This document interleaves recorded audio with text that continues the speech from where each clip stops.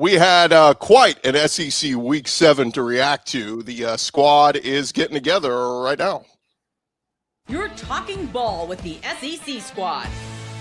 From Alabama to Tennessee, from Georgia to Oklahoma, from Auburn to Texas, it's the local experts of the Locked On Podcast Network bringing you scoops, breakdowns, and the most comprehensive preview of the upcoming SEC weekend. It's the SEC squad, and we have a seat for you. Hurt feelings and thin skin are prohibited. Squad up, you're part of the SEC squad. What's up, everybody? Welcome into our Sunday reaction show with takeaways and everything else. This episode is brought to you by Mazda. Like our players, we sweat every detail because when you make every move count, pulling off the unexpected is only the beginning. Stay tuned later for highlights in this week's Moving the Game Forward. Mazda, move and be moved. A little bit of a smaller squad this Sunday morning. I'm Chris Gordy, host of Locked On SEC. We got Stephen Willis of Locked On Ole Miss and John Miller, Locked On Mizzou. We'll see if any other folks jump in. We also got some videos from some of our hosts that couldn't be here. So, gents, welcome in. What a crazy Week 7 it was. I've got a little mimosa action going this morning because it's like you need to just take a deep breath after what happened yesterday. How are you guys? I could use something stronger maybe after yesterday's disappointing loss, but I like the vibe of the mimosa. I really do. Yeah. Yeah, and you look at the Ole Miss game, it was completely weird, and I'm just glad it's over. And on to game day in Georgia. I mean, it was one of those things that everybody was talking about Georgia from the moment the LSU game ended, and the team played like everybody talked about Georgia from the moment the LSU game ended. Yeah, we will get everybody's comments in here as well. Feel free to comment across our channels as well. But gents, I want to start with let's start with Georgia at Auburn, because to me that was the craziest game of all. I had the 3 TV action going because you got, I'm watching A&M Florida, I'm watching LSU South Carolina, but Georgia Auburn just kept getting my attention because early on, man, it was all Auburn. And you're like, wow, it felt to me like Auburn A&M last year. Remember that game where it was like Auburn came out of the gates and you're like, they're going to win this game. Like, and they did win it last year. It was one of their biggest wins. But when they're about to punch it in and they fumble at the goal line, I mean, to go from that game should have been 17-0 Auburn to suddenly it's still 10-0 Auburn. And then Georgia's hanging around. And then the second half, the offense just absolutely nothing, like just nothing. And for Hugh Freeze being an offensive-minded coach, I was pretty shocked because I kept saying all week I thought Auburn's offense was going to get right at home. This is obviously Kirby's probably worst defense he's had in the last 10 years. They'll get better and probably change that narrative now.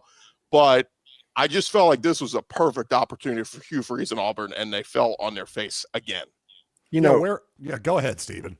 Yeah, it was one of the most mentally weak performances by a team and coaching staff that I have ever seen. You did not lose because of the fumble at the goal line. Did he make it? Did he not make it?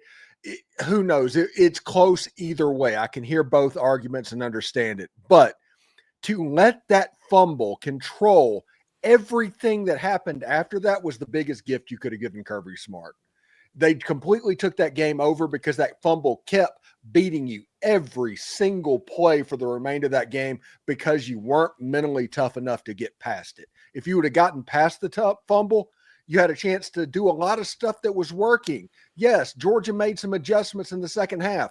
Kirby Smart's a good football coach. He does that. But your coaches are supposed to be offensive gurus, so you should be able to find stuff to work. But I think they were just worried about that dang fumble at the end of the first half, and it just controlled everything for the remainder of the game to the point where I'm wondering, is Auburn going to go into the tank this season? If they are that weak, I wouldn't take them against Missouri. I wouldn't take them in a lot of the games moving forward. And don't forget Father's Day when you have to go up to Nashville, Auburn. That's coming too. So I am genuinely worried about Auburn after that fumble or not fumble on the goal line. Yeah, it's looking ugly at Auburn. I got to say I'm a little bit surprised, and I'll say this after week one, a lot of people were saying, hey, it's a new Jackson Arnold. Kind of looks like the same old Jackson Arnold to me so far, and both the good and the bad being, dude just takes way too many sacks, number one, but really more importantly, I think this is mostly on Hugh Freeze, like you guys were alluding to. It's not as though this Auburn team is bereft of talent. They've got plenty of talent. I think their offensive line's pretty good. You know, the receivers are pretty good. I don't understand how Auburn cannot manufacture points. I really don't. Shouldn't they be better than this? This is now year 3, right? I just don't understand. Yeah, I mean, that's the thing. And Steven, you could speak to this because, you know, you're an Ole Miss guy, that Hugh Freeze, if anything, the offense was always going to be good. I mean, what do you have? Chad Kelly and all these dudes Dr. Bo Wallace. Yeah.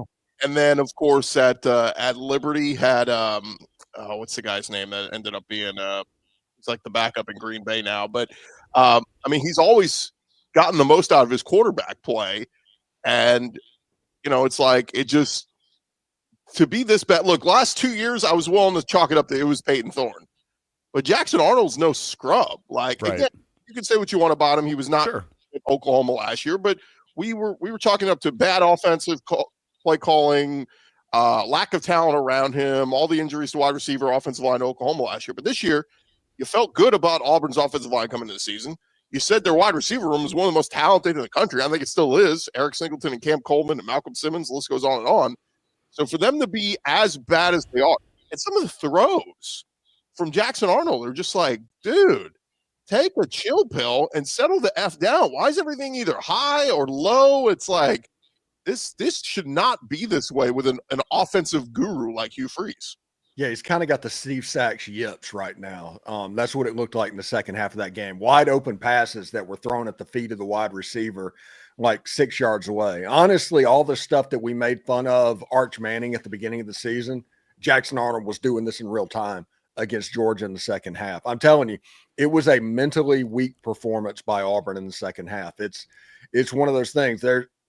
Every bit of narrative surrounding that Auburn program has completely changed. Zach Blackerby, who does Locked On Auburn, his reaction show last night it's up to like 25,000 views or something like that. They are completely melting down on the plains because they saw all of the stuff where they potentially got jobbed, and the Kirby calling a timeout and then saying, I didn't call a timeout, and getting basically a do-over I've never seen anything like that. Yes, you got jobbed on that, but you have to have the mental toughness to get past it. If you let that stuff beat you multiple times, you're never going to be successful. I'll tell you this, speaking of things we talked about in the offseason, it became a running joke, of course, about Hugh Freeze and his golf game. Well, I got to be honest, this whole thing of whether it's the golf or whatever it is, in this sport, you don't just get to be crowned an offensive guru. You have to change every single year, if not every week, or else people are going to catch up to you. And I'm sorry, it does look like Hugh Freeze has been playing too much golf. I don't have time to play golf when football season starts. How the heck does he have time? Listen, I want to talk about the stupid golf thing. The point is, I think we can just put the offensive guru thing to bed for Hugh Freeze. He hasn't done it in the SEC, not since Ole Miss, and that's been a while. Yeah, if you look at the rule changes that happened in college football, they hurt Hugh Freeze in particular. Gus Malzahn also got hurt whenever all of that happened. The linemen downfield, all of the stuff that Hugh Freeze used to do very well. Now, a little bit more even, a little bit more strange, and the offense isn't quite what it was, and I think that's bearing fruit right now. Yeah, it's fine. I mean, there were so many moments in this game. The goal line fumble is the one to me that if they punch that in, fellas, and go up 17-0, as good as Georgia played the second half, I don't think they come back. It's over. I think it would have been demoralizing, and Auburn's defense. Look, DJ Durkin deserves a lot of praise. His defense has done a fantastic job. They were, they were hitting Gunnar Stockton the whole freaking night. Like, you almost felt bad for Stockton. There was a few penalties and, roughing the passer and stuff like that. But, man, it's I don't know how it gets better. And here's the quandary if you're Auburn, man. And John, you could speak to this, that they host Mizzou this coming weekend. Mizzou's going to want to bounce back after that tough, hard-fought battle against Alabama. We'll get into that in a little bit. But, like, if they lose this one, then they're at Arkansas. I mean, like, if you're Auburn, you're thinking about making a change. If the offense looks like this again and they lose to Mizzou, I don't know how you don't consider making a midseason change, because this is year 3 and the offense has not shown any semblance of what a Hugh Freeze offense is supposed to be. Yeah, the problem is that they made a change with Hugh Freeze, and I'm at the point where I'm leaning towards making a change at this point, but you're going to lose the majority of that young part of your roster. Cam Coleman's gone if that happens. He's somewhere else. Deuce Knight's gone. All of your hope for the future goes away with getting rid of Hugh Freeze. But if you keep Hugh Freeze, the offense doesn't necessarily look like it's playing up to that level right now anyway. So maybe you just go ahead and deal with the problem that's going to happen roster-wise and realize that, hey, if you go get Kurt Signetti or whoever is out there, they can build it through the transfer portal pretty quickly. Heck, Jimmy Rogers brought in 75 FCS players basically at Washington State, and that was a well-coached football team. So you can turn it around pretty quickly, even though the roster doesn't change that much. Year 3 seems a little fast, but at the same time, what's the sign of hope here, really? Again, you brought in Freeze because you thought he was going to juice the offense. Like Chris said, where's it been? I just haven't seen it. Yeah. After the kick 6 and the prayer of Jordan Hare, you knew there was something that you were going to have to eventually pay, and it looks like that is this year. I've seen this narrative from some people out there basically saying, like, the SEC officiating, like, we need to, with all the money this conference, billions of dollars on the line, like, how do we not have better officiating? I mean, they had one of the games last week, they had one of the chain gang guys got knocked over, and they had to bring a whole medical staff out because he's like a 70-year-old man. It's like, how is this the best we can do? Go find some 30-year-old, 40-year-old dudes that are fit, in shape, with great eyesight, 100, what's best, 100 eyesight, whatever the hell 2020 eyesight, and make them full-time, give them a great salary, give them benefits, all this. Like, how are we not investing in the biggest part of what goes into these games? Well, the pros don't do it. The NFL doesn't do it. Why would you expect college football to do it? I mean, I think you're making all the sense in the world. I would definitely do that. Let's cut some NIL. Let's get some NIL deal money for the chain gang. You heard it here first. Yeah. I have a conspiracy theory on that, and that is the conferences don't want to do that. They want the officiating to be erratic, so the conferences take a little bit less heat because, hey, these guys are only part-time officiating, and then everybody talks back and forth, and it generates buzz and noise. And I think the conferences are behind this more than anybody realizes. The conferences behind this. Josh says, can we stop the crying? The only questionable thing was Kirby doing the fake timeout, other than Auburn gave up a halftime because they felt like they got screwed. I mean, to a certain degree, yes, the Auburn offense should have produced better in the second half. They were abysmal. There were it felt like no shots taken. I mean, obviously the Eric Singleton, drop, whatever it was, but like, just no confidence. And you've got some great wide receivers, and it's like you don't want to throw down the field. It's like everything's thrown at the line, everything's checked down, screens, just like at the line of scrimmage, and it's just it's mind-boggling. Why is Deuce Knight not playing? Seriously. They should have a package or two for him, right? Yeah. Like, he's that talented. And here's the part where you get into a lot of, when you talk about talented quarterbacks for freshmen, all this, it's like, well, they don't know the offense. They don't. Okay, but like Florida had Chris Leak and found packages for Tim Tebow because they thought he was that special. If you're bringing these quarterbacks, and this is the day and age, guys, where people don't sit and wait. Nobody sits and waits their turn anymore with the transfer portal. So like, how they're not putting on in some, and this should have been all spring, like all fall, like building hey, Deuce, what do you do well? Well, I can run it a little, but I can throw it. What's your favorite play in the playbook? We're going to work on that every week of practice, and there's going to be a game where we're going to call on you to run that play. Like, I just don't know why that's not the thing. And that's the other thing Zach was talking about on their show last night is like, if you're Auburn, like, do you stick with Jackson Arnold at this point? Because he's been so bad. Like, I get play calling's part of it, but like, do you make a change at quarterback? Let Deuce Knight go through his growing pains, but at least show all the incoming recruits and everybody that, hey, the future looks bright. Don't jump ship. Stay with us. I think that makes a ton of sense. I mean, there's no reason to have any loyalty to Jackson Arnold or frankly, hardly anyone else in college football anymore. You're getting your money, pal. Go sit on the bench. That'd be my attitude. I mean, it may sound harsh, but this is a harsh league. Yeah. And honestly, remember, this is Hugh Freeze. So putting in a package for Deuce Knight might be putting him and sneaking him in at wide receiver and throwing that dang double pass that comes out about once every 2 years. Thanks to TW, Malik Willis, who I was thinking of at Liberty. But, again, like, it's track record for Hugh Freeze. What did y'all agree? I mean, Steven could give the best viewpoint on this, but, like, when Auburn hired Hugh, I was like, look, all the off-field stuff aside, I'm like, football-wise, this is going to work. Like, I think even Chris Marler was saying, like, they're going to compete for the SEC in year one with Hugh Freeze. And it didn't work out that way, but. Yeah, I think he got a little bit too much praise for what happened at Liberty, playing games against New Mexico State and that level, running through those. And everybody assumed by what he did at Ole Miss, he was able to jump back in. You're going to get that Hugh Freeze. But like I mentioned, the rule changes and stuff like that. Not to mention, this is honestly a different Hugh Freeze.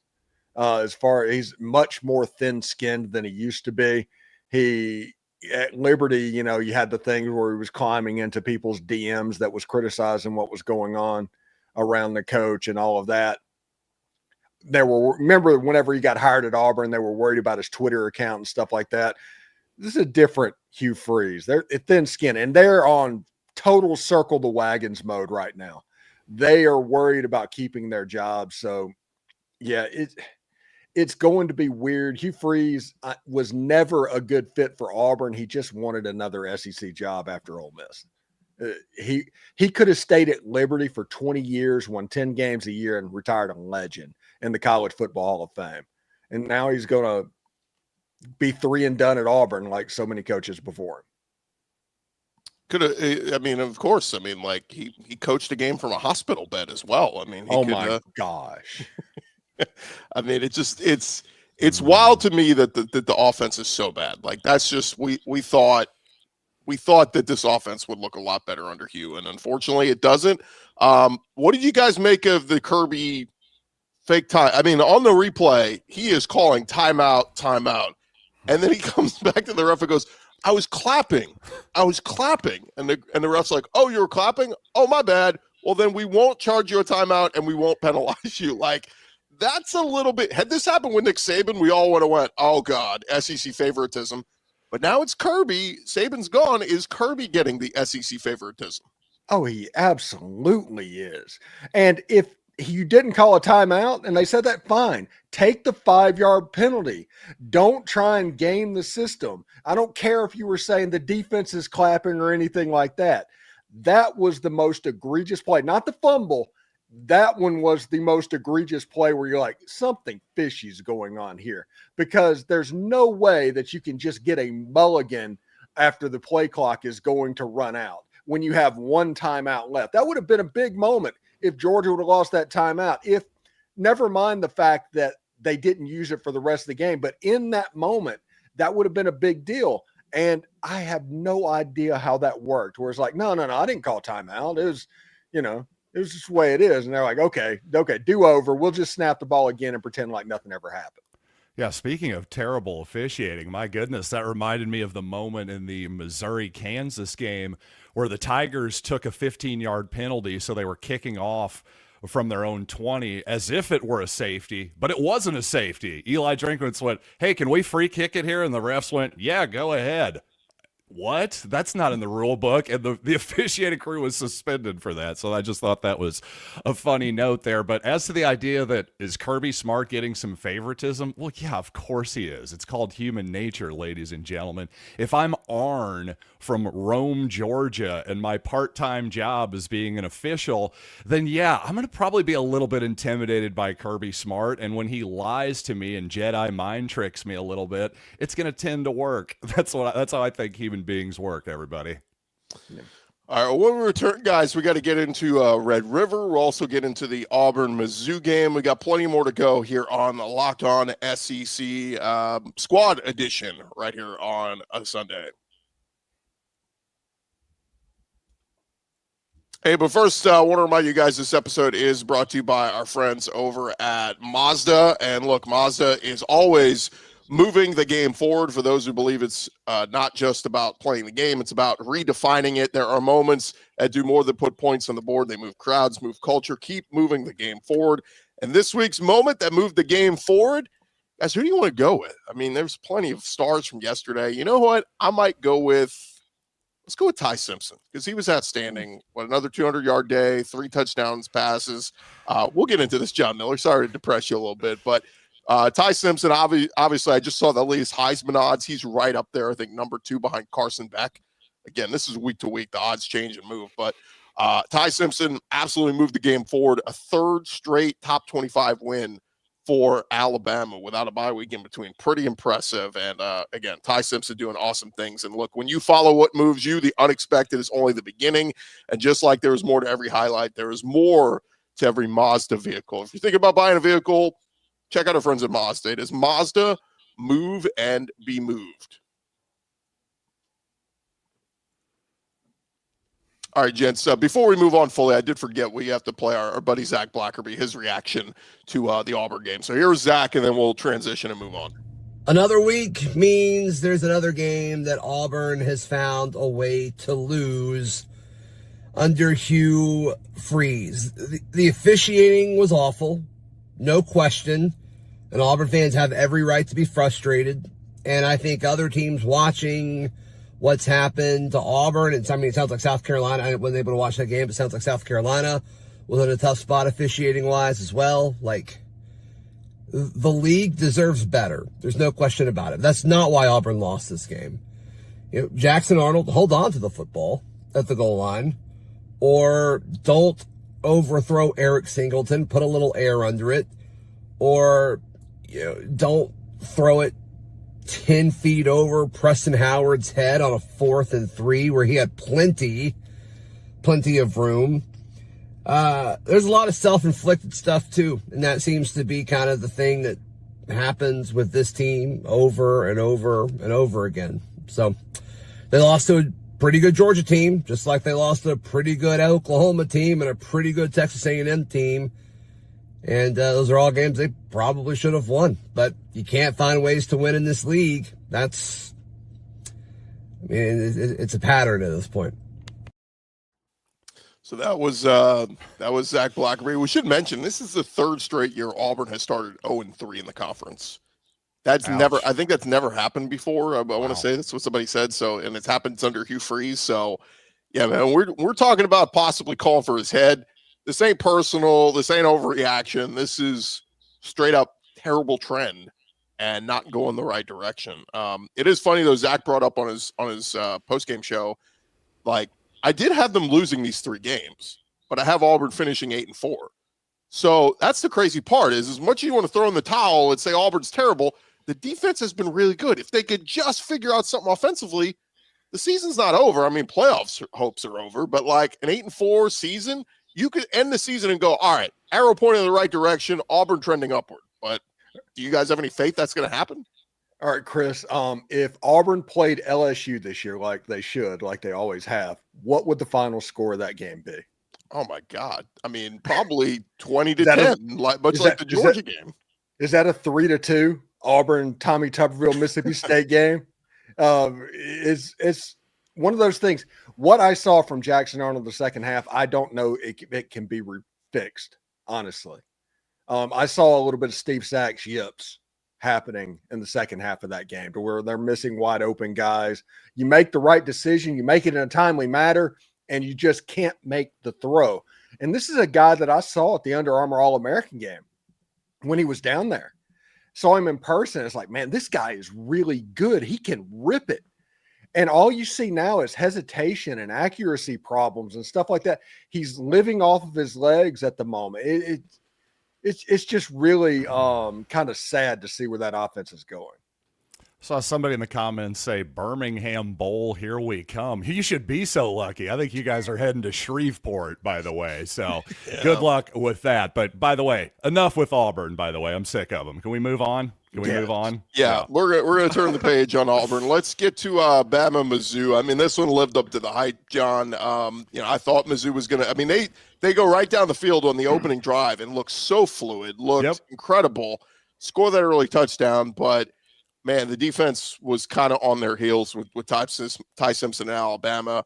Bama kept putting together some drives, and even still, Auburn or Mizzou kind of tried to figure it out. To me, the death knell was the fake punt that they really didn't need to do. I even thought he got it, stretching the ball out. You could argue it. Yeah, I just didn't have the angle on the replay probably, but hindsight 2020, if they just punt there, this thing maybe is tied and we're going to overtime, depending on how the game would have played out. But that said, Mizzou still had their chances, but just kind of, I think that's one that Eli Drinkowitz may be kicking himself over with today. You know what? I wish they would have just run the fake punt to the wider side of the field. They ran it to the short side, and guess what? That brings in the sideline as your 12th defender that has never missed a tackle in the history of football there. That's the problem to me. But the Missouri game, I'll tell you, I was there in person yesterday, and I also have a great angle to take all 22 footage with my iPhone like the dork that I am.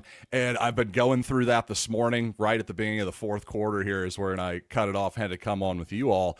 I'll just say the biggest difference in this ball game, quite simply, was just the quarterback position. Ty Simpson was good, and Bo Perbula simply wasn't. I mean, he just made too many mistakes yesterday, and he made a few plays, but he had one really nice play on a run for a touchdown that left an Alabama defender, just juked him out of his shoes. But he made some plays, but quite simply just way too many mistakes and just, missed opportunities. First quarter there, Marquise Johnson is running wide open down the right sidelines. Perbula throws it, but he throws it out of bounds. I mean, quite simply, that ball just has to be in bounds in that situation.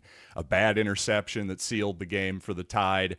But really, if you're a Missouri fan looking forward here, you shouldn't be totally discouraged. If you want to be disappointed, you should be. You absolutely should be, because we could have won that game yesterday. And, again, the quarterback I didn't think was good enough. We can argue about play calling, the fourth down, fake punt, all of that stuff. Quite simply, that was the difference in the game to me, was the most important position on the field. Bama had it, we didn't. One thing is interesting. This is the best team that Missouri's played all season. True. So there was a little bit of an adjustment period in the beginning of the game, and Ty Simpson and Alabama were able to take advantage of it. Other than the first drive where Missouri just bullied their way down the field to a touchdown, Alabama kind of kept Missouri's offense off the field. It was 7-7 and 14-7 or 10-7 or something like that. And it was 17-7. At that point, you're playing comeback with Bo Perbula and all of that. And you still got back to 27-24 with the ball. And if Bo Perbula throws it to a different receiver instead of the interception, he had a wide open guy on about the 40-yard line. He could have stepped out of bounds, and all of a sudden it can get really weird really quickly. So Missouri fans should not be disheartened by that game at all, not even a little bit. It was just one of those things to where this the best athletes that you've seen this season, a quarterback that is starting for the first time this season. He had to get used to the speed of the players on the other side of the field. He struggled a little bit, but they were able to fight back. I honestly, Missouri lost the game, but I'm very encouraged by that. And Alabama right now might be the best team in the SEC. Yeah, and I still think the league is pretty wide open at the top, relatively speaking. But yeah, I think you have to favor the Crimson Tide right now. I looked at their schedule and thought, really, especially, some people are saying, hey, maybe trap game for the Tide. I don't think so. You look at their schedule. If they win this game, the rest of their most difficult games are all at Bryant-Denny Stadium at home for the Tide. So, yeah, they're set up pretty well right now, I have to say. And Ty Simpson, as I said before, he's playing like the best quarterback in the league right now. Yeah, which is hilarious because he was a 5-star when he got recruited. So he was always a good player, but because he was good this year, everybody was freaking. They're like, "Wow, look at this guy! It's a great story." It's like, no, he was good all along. He's right. It just took him a while to get the starting job. So it's like, oh wow, he actually hung around. We're not used to those stories anymore, Steven.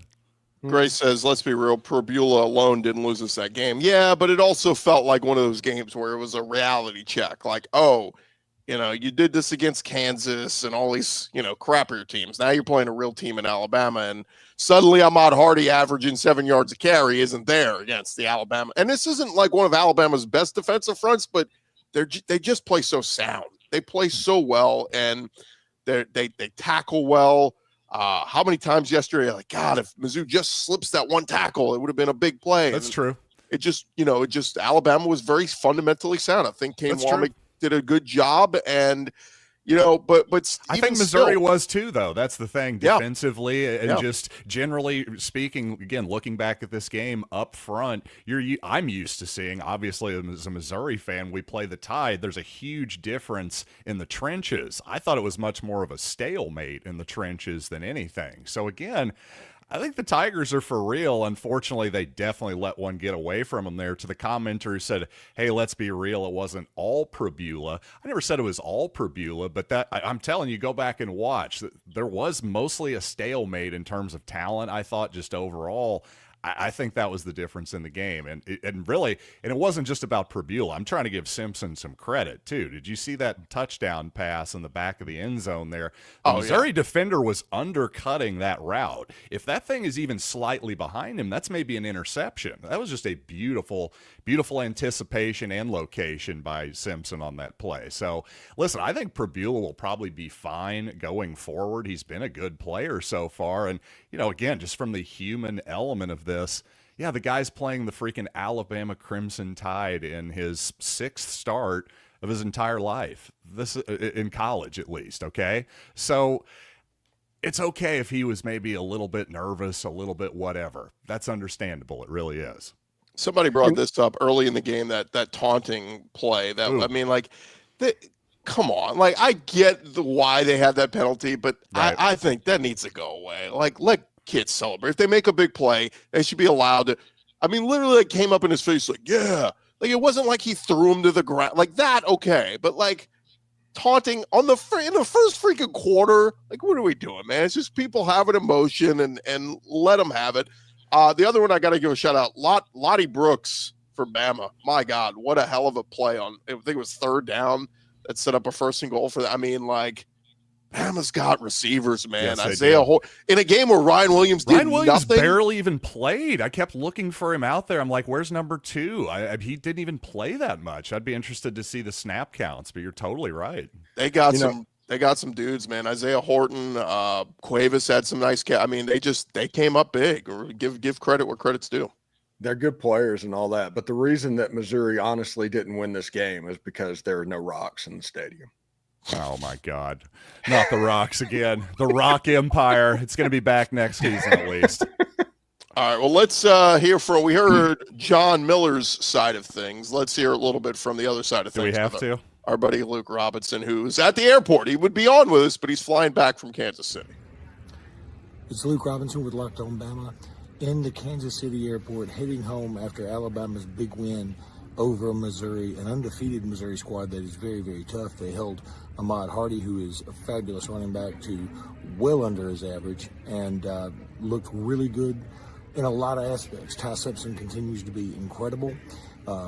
Lots Brooks was fantastic with some huge clutch catches late. The defense did just enough. Yeah, on the first drive, they didn't look great, but then they really stepped it up. Bray Hubbard, he got juked on the touchdown run by Probula, but he ended up making a big interception late. And Dejon Lee, who had gotten hurt, also comes up with a big interception. Lots to be happy about if you're an Alabama fan now. It's on to a very tough game again for the 4th straight ranked opponent against Tennessee. But for now, just enjoy this Missouri win because it's a big one, and that's a team that could threaten to be in the college football playoffs. So there was Luke Robinson. Let's find our background here. There we go. It was just very interesting, guys. The thing I'll say too about Alabama these last couple weeks, the balls on Kalen DeBoer going forward on 4th down, showing confidence in his team. I think DeBoer is earning a lot of look. We all poo-pooed on him after week 1, the loss of Florida State, right? I mean, talk was about what week he's going to be fired. And We all did. these Luke did. My God, Luke was just killing him, honestly. So, yeah, we've turned it around, haven't we? now Yeah, look, that I'm Florida State loss is not looking great right now. I'm not No, going it's to not. jump all the way to, oh, Bama is back and they're what they were under Saban. That's not the case. But they're a really good team. In a year where we're finding out some teams aren't flawless. Like, True. Oregon yesterday loses at home to Indiana. Like, there are a lot of teams, like the playing field is so much more leveled now. But I think what behooves Bama is they're going to host Tennessee at home this week. They're going to host LSU in first week in November. They're going to host Oklahoma. The Iron Bowl, we'll see what happens at Auburn at the end of the year. But, like, this thing sets up, Bama's playing with house money now. They got one more. They could still take a loss and 10-2, and they may be in Atlanta. The two teams that get to Atlanta may be both 10-2. So, that's what's going to be very fascinating to see over these next couple of weeks. But the reality is Bama's playing right now the last 5 weeks better than anybody, and I think we got to give a little bit of credit to them. Great comment here by Mang. The Ole Miss guy is fool. Well done. You should definitely you should put that on your cave, buddy. Good writing. Excellent job. That should be my banner on my Twitter. It really should account, be. actually. Put that on your gravestone, buddy. That's good seriously. stuff. My God.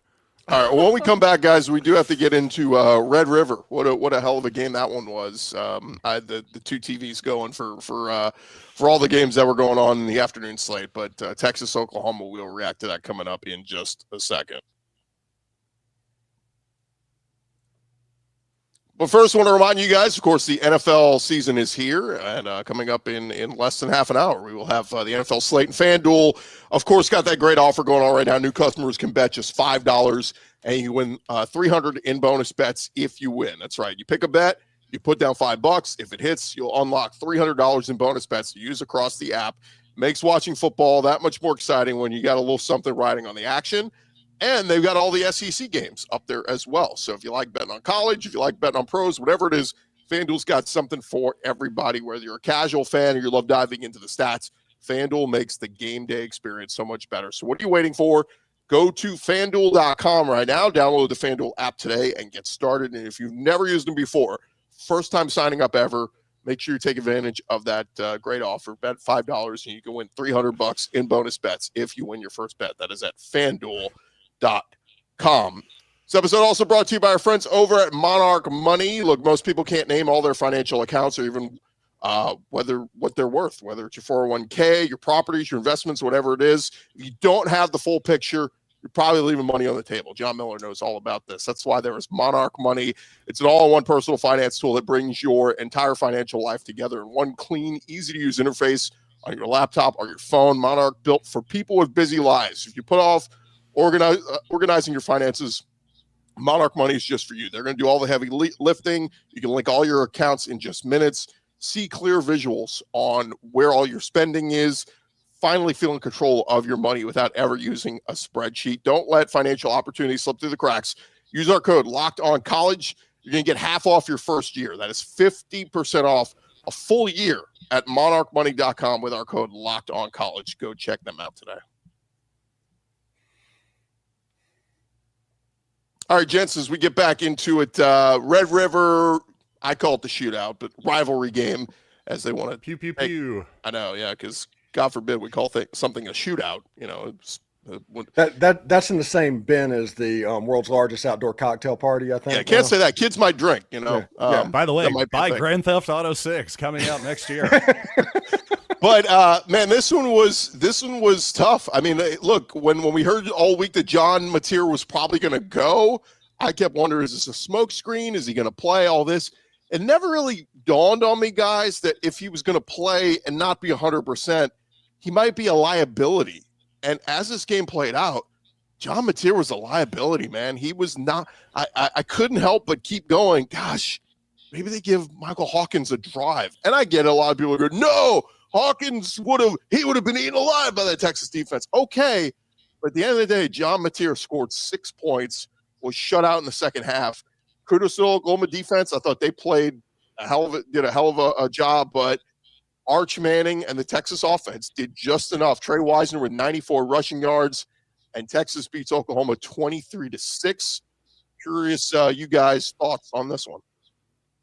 Man, with the benefit of hindsight, how could I argue with the fact that they should have put in the backup quarterback? I mean, you've got Mateer out there. The hand is dangling and bleeding, and people are openly wondering if he opened the wound up or something. I mean, seriously, with the benefit of hindsight, it's obvious he shouldn't have played in this ball game. He wasn't ready, and to put him out there, boy, that was bad coaching on Brent Venable's part.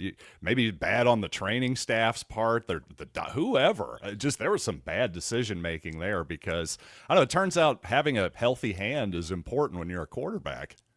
Yeah, I'm going to take a victory lap a little bit on this one. I was wondering if Oklahoma was putting John Mateer at risk for the sake of a rivalry game last week before it happened, because I was more worried about him hitting his thumb on a helmet or something like that. He wasn't good. Like, Michael Hawkins could have literally done that. For sure. Absolutely. So if that was going to happen, why risk this? Now, he was bleeding. We all saw it. Everybody was talking about what was going on. Did something get opened up that is going to delay him coming back further for the next game down the road? Is this going to cost you the South Carolina game or the Ole Miss game? That becomes a real question now.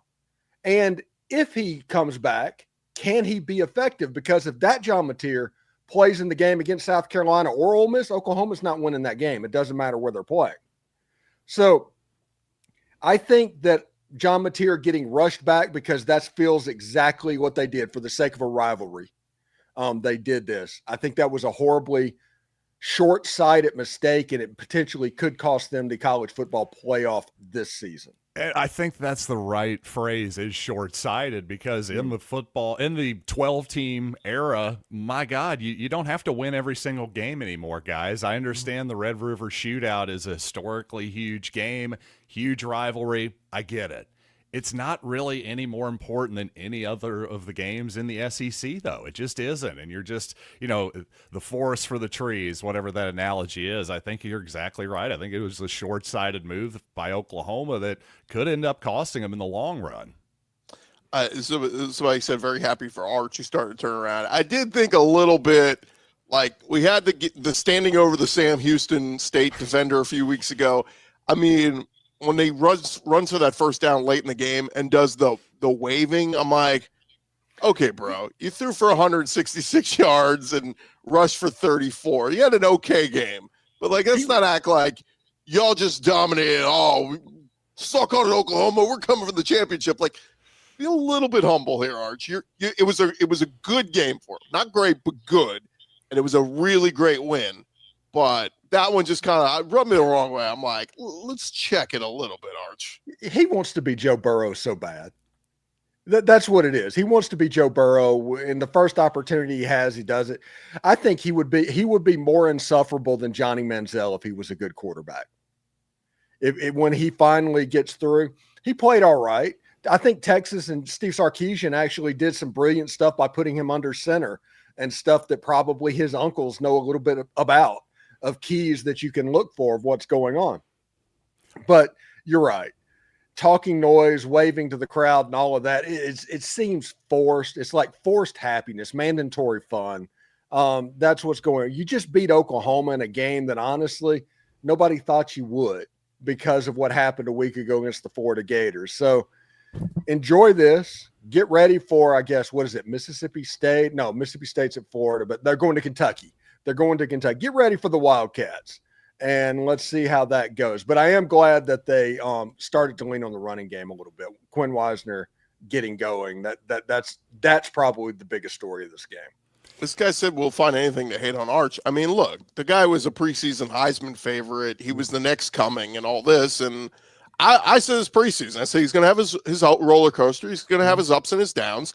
I think 2026 will be the year that he'll be the preseason Heisman favorite. Texas will be probably the preseason number one.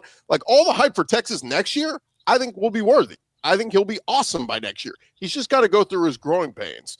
But look, he made some nice throws. I thought early on the gosh, they're so conservative. I don't know how much of that is Sark trying to baby him or what, but the throws at the line of scrimmage, how many damn screens they throw to Trey Wisner, dude, You got Ryan Wingo. You got these big-time receivers. Take some damn shots down the field. Like, some of it's probably you still don't trust that offensive line, and it's a work in progress.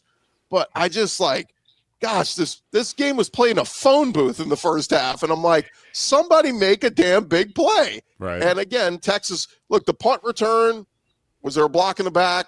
Our Oklahoma guys say absolutely there was. Our Texas guys say no, there wasn't. Take it for what it is.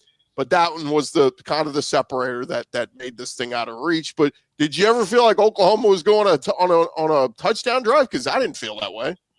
No. Not really. Just watching the parts of the game that I did, not really. I have to say, and one thing I have to say too, I gave Kirby Smart some crap after beating Tennessee when he was playing the "Nobody Believes in Us" card. Well, I'm going to stay consistent here. Steve Sarkisian did it too. He was going, "Oh, all these naysayers and non-believers or whatever." I'm going, buddy, you got worked by Florida. I don't know what to tell you. Sorry, I had some questions. Forgive me for not bowing down at the altar of Texas football at every possible second. I just find that so hilarious that every single time a coach wins, they're like, "Oh, nobody believed in us." Somebody must have believed in you, bud. I don't know. I've seen your wife. You sold something to her. I don't know. She believed in you, that's for sure. So I don't know. I just found that hysterical. Yeah, by the way, I think I'm going to be at that game next week, Texas Kentucky. I was worried if Texas had lost this game. I mean, there would have been no focus on that game at all. A 3-loss Texas team going up against a terrible Kentucky team. At least now there's the storyline. If Texas gets their crap together and goes on a run here, they can still very much get to Atlanta. They can still very much make the playoff after everybody buried them. But again, it's going to take Arch continue to play well. And the run game is key.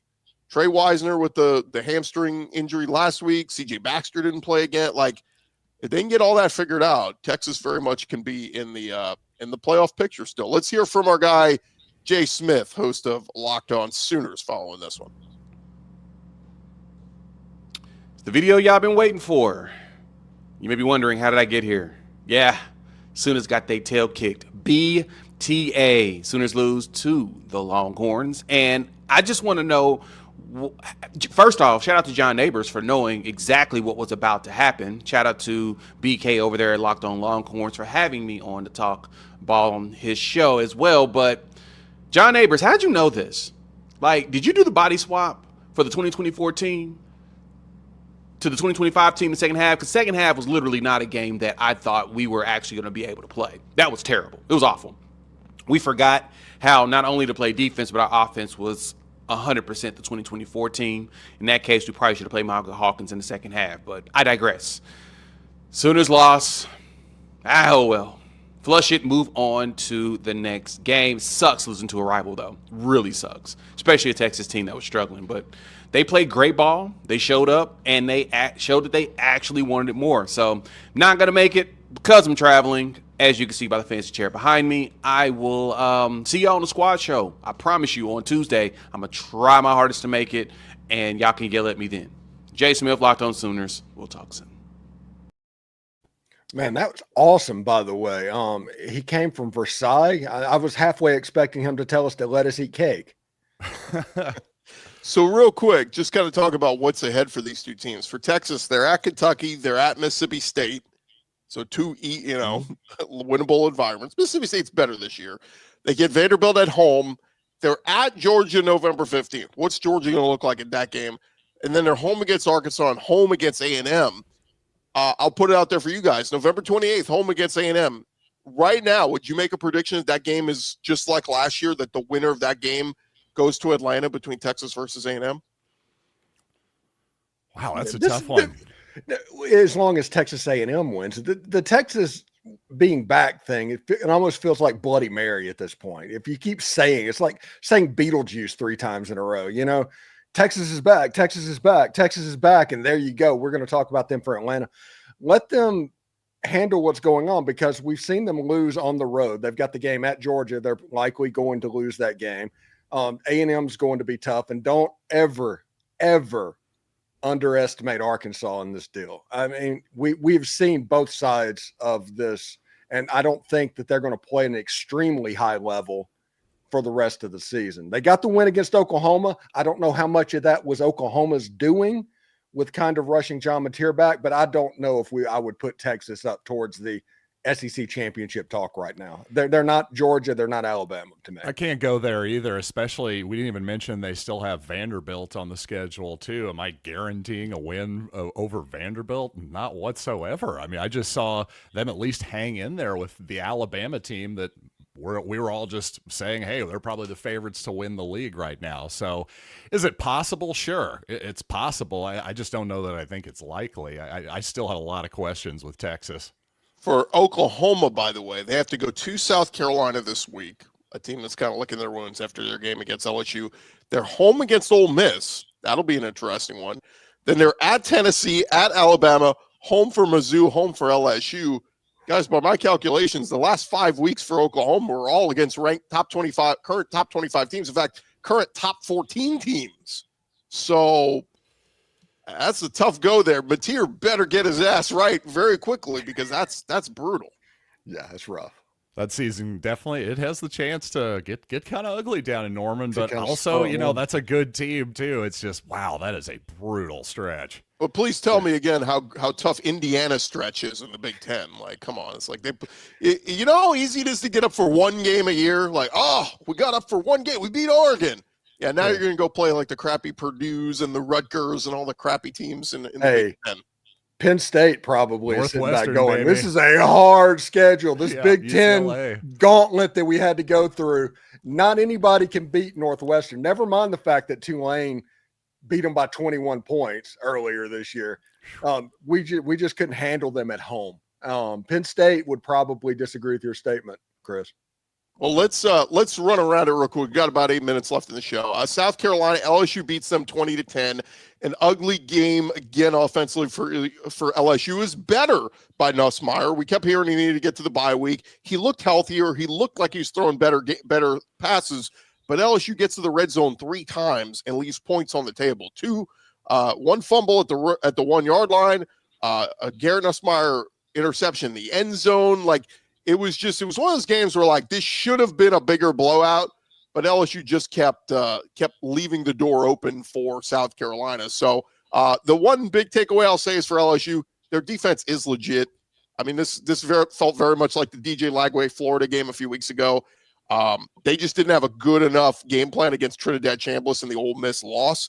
But and LSU 5-1, I still call them a dangerous team because they have the possibility, guys, of putting it all together one week. And if they do that, maybe they could win at Alabama. Maybe they could win at Oklahoma. And this could be a 10-2 team. They're still very much in the picture, but I'm still very much looking at them, doubting them, going, at what point do we go, this is who you are? You're just a sloppy football team. Kind of feels like a Les Miles throwback LSU team to me. A team that has a bunch of talent, but just could never quite, a lot of times anyway, just could never quite put it together offensively. That's what this feels like to me. But a really good defense, like you say.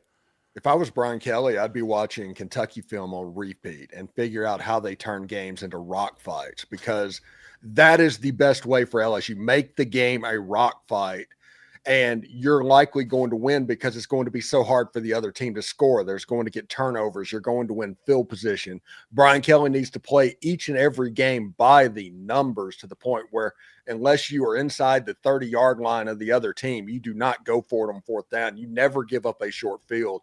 Ball security is of the maximum importance. If they do that, the defense has a chance to win 9 or 10 ball games this year. The defense is one of the best in the entire country. Nussmeier can't play hero ball. They have to maximize ball security, running the football for what little bit they can do. And they also remind me so much of the 2024 Ole Miss team. Yeah, if LSU just had taken care of the football yesterday, that game would have been 30-10. They'd have blown out South Carolina. Instead, it was a close game into the 4th quarter. How about your game, Steven? I had to put this game on. I think you and I were the only ones in the squad chat watching this game, but I was like, what the hell is Ole Miss doing? In a game they were favored by, 30-something points? Yeah. They have to hang on for dear life to beat Washington State. What was that? This is what I think happen. Now, they're going to say all the right things for the coaching staff and all of that. I don't think they did much of anything in preparation for Washington State. They just wanted to Jimmy's and Joe's get past it. They saw the wet North Texas stuff. Ole Miss fans have been talking about Georgia since the end of the LSU game. Heck, Lane Kiffin talked about Georgia during the bye week and said that. And whenever in coach speak, the way it goes, I'm like, U.S. military equipment, what you hear about is only about 20% of what's actually there. So whenever they say they're spending 2 days working on Georgia, they're probably spending 5 days working on Georgia. And because of that, Jimmy Rogers, who's a heck of a coach of Washington State, he built a dynasty at South Dakota State, and they had a really good game plan. They beat them on a trick play early in the game, and they can throw the ball pretty well because Ben Arbuckle was there, and there was a little bit of concepts of what was going on. But Ole Miss was able to survive, and that's what they did, survive. And one thing that I saw in the chat was when Cam Newton made his run throughout all the year, it took a game-winning field goal at the end of the game to beat Kentucky. Whenever Tennessee did their magical run, it took Clint Sterner like fumbling the ball, trying to hold himself up. Ole Miss survived that game. Now you have game day in Athens. You have the game that everybody has been looking forward to seeing, and it should get a lot more interesting and fun from here. I know that last week was a chore. It was almost like having a second bye week as far as fan interest goes. And we will see. Ole Miss just survived that. They needed to survive that. They got the W, but Jimmy Rogers almost destroyed Ole Miss's season by all of these games that were going. Is that official? Is game day is going to Athens? Yes, game day will be at Athens. I saw SEC Nation is heading to Tuscaloosa. Yeah, game day will head to Athens for Ole Miss, Georgia. Look, here's the crazy part for me for Ole Miss, Stephen, is these next 2 weeks are their season at Georgia and at Oklahoma, and yet they could still lose both, and I think they'll run the table and be in as a playoff team. So that win over LSU was just massive because, again, it gives them a mulligan or two, and they can, again, lose both games. Look, if they split them, if they win one of at Georgia or at Oklahoma, even better. I mean, they'll be sitting there with a great chance to go to Atlanta. Yeah, it allows Lane to be Lane, honestly. If just joking about that, if they beat Georgia or Oklahoma, all of a sudden that gives you a mulligan against South Carolina or Florida if something weird happens, or God forbid, being a 2-loss team playing against Mississippi State in the Egg Bowl. I mean, that is every Ole Miss fan's nightmare right now of what that could mean. But yeah, it's a situation. They're sitting exactly where they want to be and exactly where they need it to be to have a real playoff discussion. Now it's just Georgia. Now it's Oklahoma. Put your best foot forward to go try to win one of those games and see what happens. Real quick, we didn't give any love to Texas A&M. Seeing some folks in the comments. The Aggies get it done against Florida. This one early looked like, is this going to be a shootout? But Florida never could get that offense going again after the first quarter. They were shut out in the second half, had just a field goal in the third quarter. They were shut out in the fourth quarter. I didn't see any of it, but I was impressed by the result. I'll just tell you that. I mean, if you want to be a believer in A&M, I thought Florida had a chance to make that interesting, and they appeared to just put it away in the second half. So I thought an impressive win. Again, I didn't see any of it. I'll be honest with you. I got a text message this morning that was talking about how there was a pretty cool embrace at the end of the game between DJ Lagway and Mike Elko. That might be something to keep an eye on in the near future, since Willis, Texas is right down the road from College Station to begin with. Yeah, I'll say this about A&M. Look, they've been impressive overall. Marcel Reed, man, he left some throws out there yesterday, though. The interception in the end zone was not a good decision. And it kept kind of like, you kept looking up and like Florida's within 7, and it felt like it shouldn't have been. Like it felt like A&M should have pulled away. They did pull away there in the fourth quarter. But to me, the Aggies are very much this. They've left Kyle Field once this year. And it was a game where they gave up 40 points at Notre Dame and needed a prayer and a hope on that game-winning touchdown pass. Give them credit. They found a way to win the game. But they're one play away from being 0-1 on the road. Their next 3 games are all on the road in the conference. At Arkansas, at LSU, and at Mizzou. These next 3 weeks are going to tell us who A&M really is. Again, give them credit. Tip of the cap. You won 3 great games at home. I don't want to disparage that. I'm just saying we're going to see a different A&M team, I feel like, when they have to leave the friendly confines of Kyle Field. Those fans are rocking though. I mean, 100,000 plus again, like for, I think somebody said like 9th straight sellout. They have been awesome. The home crowd's been awesome for A&M. But these next 3 weeks on the road, outside of the friendly confines of Kyle Field, we'll find out who A&M really is. But Casey Concepcion got a little banged up. He came back into this one. Lavian Moss got banged up. So that wear and tear, look, losing Moss last year hurt A&M down the stretch of the season in the run game. So we'll see. But, man, I was looking at the Pro Football Focus stats. Their offensive line graded out as like one of the best showings they've had all year. Defensive line was great. Cassius Howell. So, again, I'm cautiously optimistic on A&M. I think 10-2 is still very much in play. I mean, it was crazy, guys. Like, we could be talking about Ole Miss versus A&M in Atlanta. We could be talking about Bama versus Georgia. I mean, there's so many different scenarios still on the table here. Yeah, I'm a huge fan of parity and the fact that the SEC has become, instead of 3 teams competing every single year, it seems like for the championship, it's 6 teams or 7 teams. I think it makes everything a lot more fun. I agree. And especially being an Ole Miss fan. Yeah, I agree. And it's not really, it hasn't been forced parity. It hasn't really been foisted upon anybody with, I don't know, any kind of odd rule changes. Obviously, the NIL and all of that stuff and the portal has been the big change, but I don't think that was ever the goal, was to create parity or anything. So I like natural parity for sure. It's been good to see. One more game, be remiss if we didn't touch on. Tennessee survives Arkansas. Dude, I give them credit for as bad as the season's been. They were 2-3 coming into this one. Bobby Petrino is the interim coach taking over for Sam Pittman. He had those guys playing hard. I think at the end of the day, they're just Taylon Green. He's good, not great. They're going to turn the ball over. Mike Washington. I mean, they ran the ball very well, but again, they're this close. You know, they just needed to stop there at the end and try to get the ball back. They couldn't do it. Give Tennessee credit. They gutted out another win. They're 5-1, 2-1 in the SEC. But I'll say this about Arkansas. Like, if Petrino really wants that job, keep coaching that way. Keep coaching. Have these guys keep playing hard, because they're going to beat somebody they're not supposed to with through the rest of this tough SEC schedule. But for Tennessee, you gutted out a good win, and a win is a win. Yeah, real quick before we get out of here, Chris. Penn State's having conversations about James Franklin's future at Penn State right now. And that's from Pete Nakos of On3. No. $55 million, that is buyout, something like that? Yeah, it went to the playoffs last year. With Drew Aller made the playoffs. Well, it'd be awesome if they hired Clark Lee and then James Franklin went back to Vanderbilt. Then we'd have another Bobby Petrino, all full circle moment. I think James Franklin would be awesome at Vanderbilt. If we've Clark seen Lee it. He did. was good at Vanderbilt. Yeah, it's not a hard thing to imagine at all. I can't wait for the things like, hey, how do you like my Photoshop of James Franklin at Vanderbilt? Yeah, exactly. Yeah, I can't wait for that to happen. Yeah. Real quick, guys, before we wrap up, anybody on upset alert as you kind of look ahead to week 8? Tennessee's at Alabama, Mizzou at Auburn, A&M's at Arkansas, Ole Miss at Georgia, Oklahoma at South Carolina, LSU at Vanderbilt. It just looks like another week of games where you think it's easy to pick who's going to win these games, but some danger there. Yeah. I like Ole Miss at Georgia right now. I obviously the Locked On Ole Miss stuff. I do like that game because of Georgia coming off the emotional gauntlet, because at the end of the Auburn game, Kirby was up on a medical table celebrating with the fans.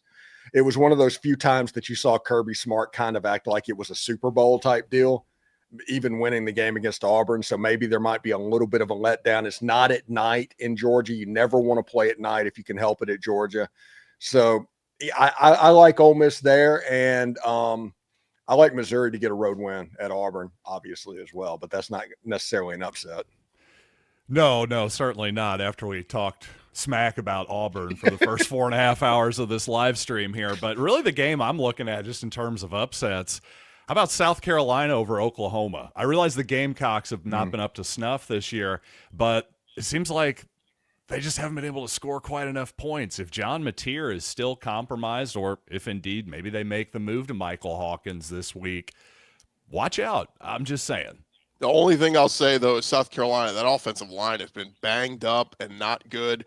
Vandy had their way. LSU had their way. I think that Oklahoma defense is going to bottle up Lenore Sellers. I mean, maybe South Carolina could win a a 17-13. That's what I'm type saying. game. It would have to be that type of game for them to have a chance. I agree totally there. All right, well, that's going to do it for this edition of the Squad Edition. It's fun. We only have 3 of us. We all get to talk a lot more and give our thoughts on things, but certainly like our big squad shows as well. Thank you guys so much for joining us, and we'll be back Thursday night. We'll have our squad show doing a full preview of SEC Week 8. But for John Miller, Stephen Willis, I'm Chris Gordy. Thanks for making us your first listen every day. And hey, remember to subscribe to your favorite SEC show, whether it's Ole Miss, Mizzou, I do Locked On SEC. Appreciate you guys for joining us, and we'll talk to you guys later in the week. Have a great week, everybody.